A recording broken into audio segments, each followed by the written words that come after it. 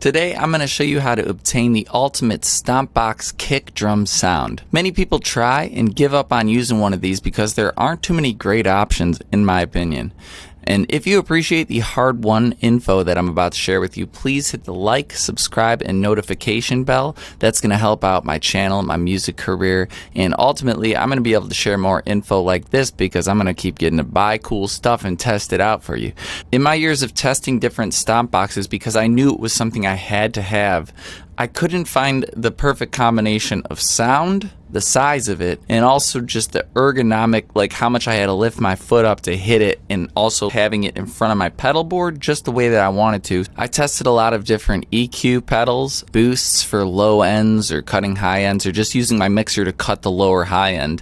And still, I found it to be really muddy. I went as far as to try a digital option like the Roland SPD-1, but I found like it was just too big. It didn't feel natural to kick. So that one sounded the best out of the box, but I couldn't get it to sound good with the acoustic thing that I was doing. So I found a wood block option on eBay, which they don't sell anymore, but now I found one on Etsy, which works great. I got that right here. It says Stomp Box Baby. By the way, if you end up getting one of these, tell them I sent you because I don't get any commission off that, but maybe he'll hook it up with one in the future if it sells enough for him. But even if you get the same as me and do the same things to it and have the same Stomp Box, that is still not going to get you there. Sometimes to get a great result, you got to go the extra mile with it. So if you want to skip all the trial and error that I had to go through, you will need a parametric EQ. You've probably seen some viral videos of people turning a fart or a cat meow into an entire orchestra. Well, this is the same concept of manipulating a small sound into a desired sound effect. You know, we want to make a convincing kick drum sound here out of a wood block, essentially, with a piezoelectric pickup inside of it, so it's just like a little guitar pickup. Piezo, piezo, potato, potato. Now, luckily, the new Boss RC600 and the 505 MK2 both have parametric EQs built into the inputs, so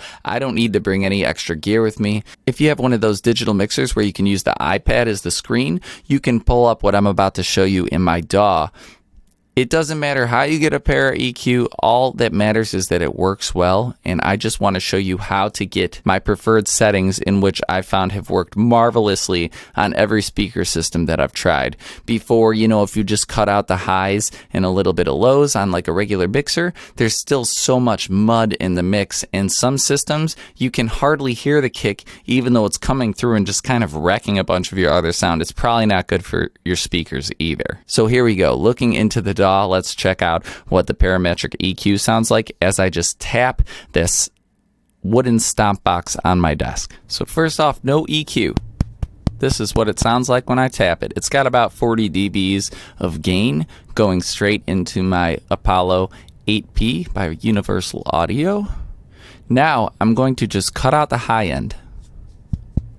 So no cut, cut. Now I'm going to cut out the low end.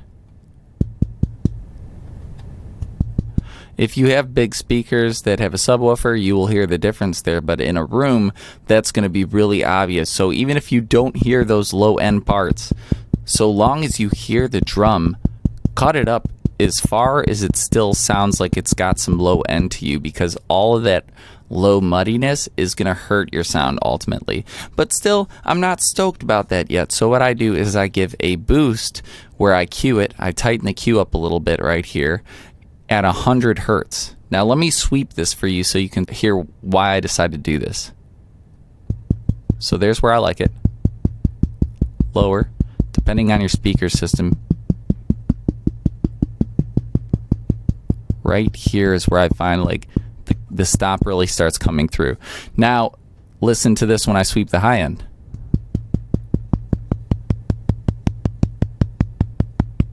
You might even want it up a little higher. I don't know. It's your preference. Super important point is that I wear all of these Barefoot shoes. First off, my feet are very wide, so I need to have a wide toe box shoe.